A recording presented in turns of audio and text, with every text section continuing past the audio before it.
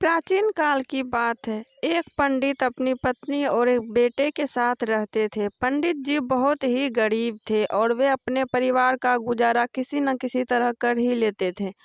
एक दिन पंडित की पत्नी ने कहा, ऐसा कब तक चलेगा? हमारा बेटा भी अब बड़ा हो चुका है। आप कितने दिन तक ऐसे ही मांग मांग के भोजन लाते रहेंगे? इससे हमारा पेट भी नहीं भर पाता है। तो पंडित ने कहा, भाग्यवान, मैं इस उम्र में और क्या कर सकता हूँ। हमारा बेटा बड़ा तो हो गया है, लेकिन यह किसी काम का नहीं है, सिवाय घर में चुपचाप बैठे रहता है। मुझसे जो बन पड़ता है मैं करता हूँ।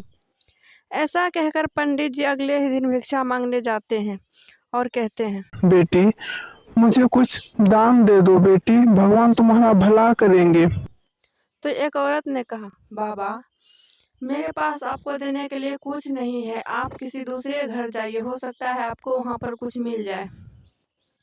बेचारा पंडित निराश होकर एक जंगल के नदी किनारे में जाके बैठ जाते हैं और कहते हैं, हे प्रभु, मुझे इतना ही गरीब बनाना था तो मुझे इस दुनिया में अभी तक रखे क्यों है? उठा लीजिए प्रभु, मुझसे इतना दुख सहा नहीं जाता है। एक बेटा है, वो भी नालायक है।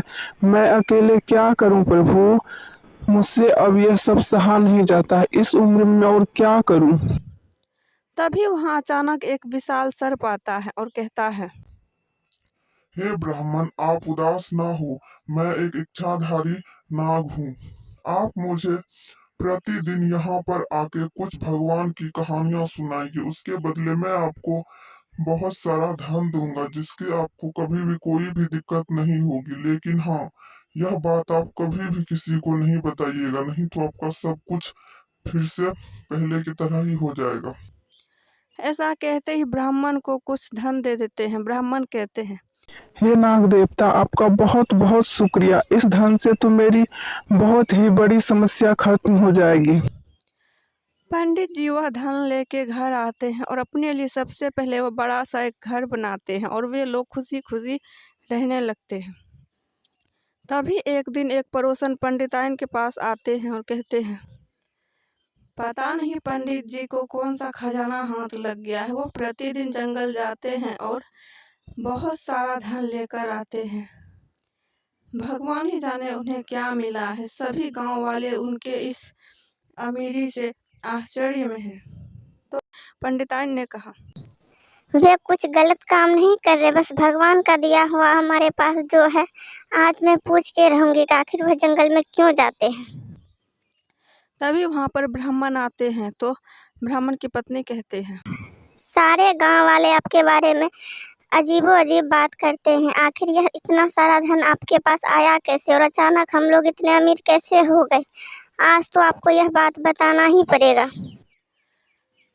तो पंडित ने कहा, भाग्यवान, यह बात मैं बताना नहीं चाहता हूँ, लेकिन फिर भी मैं बता रहा हूँ। जाने इसका परिणाम क्या होगा। जंगल में मुझे एक इच्छाधारी नागराज मिले हैं, वही मुझे यह सब धन देते हैं। तुम यह बात किसी को नहीं बताना। लेकिन पंडित की पत्नी लालची थी। अगले ही सुबह उसने अपने बेटे से कहा, बेटे, तुम्हारे पिताजी को बुद्धि नहीं, क्यों ना तुम वह नाग से एक ही दिन सारा धन लेके आ जाओ। जाओ, तुम उस नाग को मार देना और उसके पास जो भी धन हो तुम ले आना। तो बेटे ने कहा, हाँ माँ, मैं अभी जाता हूँ और सारा धन लेकर आता हूँ। ऐसा कहकर पंडित का बेटा उस नाग के पास जाते हैं और अचानक से उस पर डंडा से वार कर देते हैं। नाग घायल होने से पहले ही उसके पंडित के बेटे को काट लेते हैं और वह वहीं पर तड़पने लगते हैं और वह मर जाते हैं। पंडित को यह सारी बात पता चलते ही वह उसी स्थान पे आते हैं और कहते हैं, हे नागराज, मेरा तो एक ही बेटा था, यह आपने क्या कर दिया। मेरे जीने का उम्मीद ही मुझसे छीन लिया। अब मैं क्या करूं?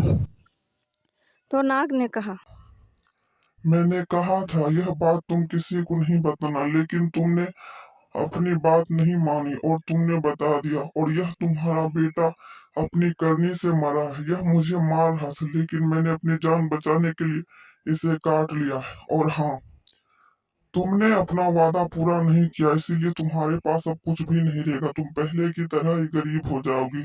तुम्हारी सारी संपत्ति नष्ट हो जाएगी।